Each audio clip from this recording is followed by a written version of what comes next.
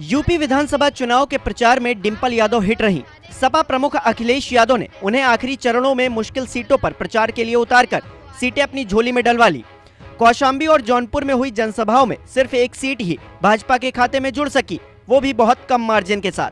Sirathu seat पर सपा उम्मीदवार और केंद्रीय मंत्री अनुप्रिया पटेल की बहन पल्लवी पटेल का प्रचार करने पहुंची डिंपल यादव ने जंग का रंग बताकर सीएम योगी के केसरिया पोशाक पर तंज कसा, तो राजनीतिक हलकों में इसकी खूब चर्चा हुई। इसी जनसभा में सपा सांसद जया बच्चन ने भी वे क्या जाने परिवार क्या होता है का बयान दिया था। हालांकि सुर्खियों में डिंपल ही नजर आई। भीड़ उन्हें सुनने के लिए सभी सीटों पर इकट्ठा हुई। कह सकते हैं कि चुनाव में जहां जहां उन्होंने प्रचार किया 80% सीटें सपा को ही मिली। 25 फरवरी को सिराथू में डिंपल ने पहली जनसभा पल्लवी पटेल के लिए की। पल्लवी के सामने यूपी के डिप्टी सीएम केशव प्रसाद मौर्य चुनावी मैदान में थे और भाजपा का पूरा संगठन यहां ताकत झोंक रहा था।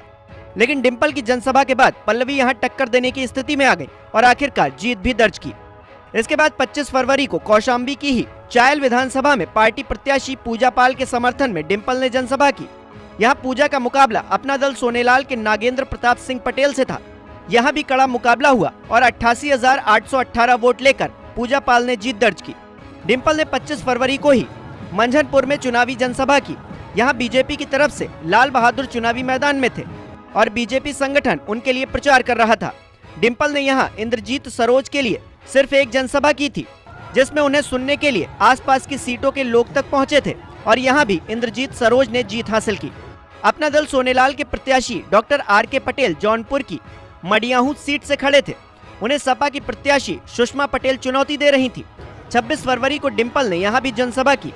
हालांकि यहाँ कांटे की टक्कर ऐसी थी कि पूरी बाजी सिर्फ 1,206 वोटों से ही खिसक गई। यहाँ डॉक्टर आर.के. पटेल को 76,007 वोट मिले तो सुषमा को 74,801। 7वें चरण के प्रचार में मछली शहर आता है। मछली शहर से डॉक्टर रागिनी चुनाव लड़ रही थी। सपा की इस डॉक्टर प्रत्याशी के लिए भी डिंपल ने 26 फरवरी को चुनाव प्रचार किया। नतीजा ये रहा कि रागिनी को 91,659 वोट मिले और उन्होंने जीत दर्ज की। हालांकि 5 चरणों के प्रचार तक डिंपल यादव ने प्रचार से दूरी बनाए रखी, लेकिन जब वो मैदान में उतरी तो उनका खासा प्रभाव वोट प्रतिशत पर पड़ता हुआ नजर आया।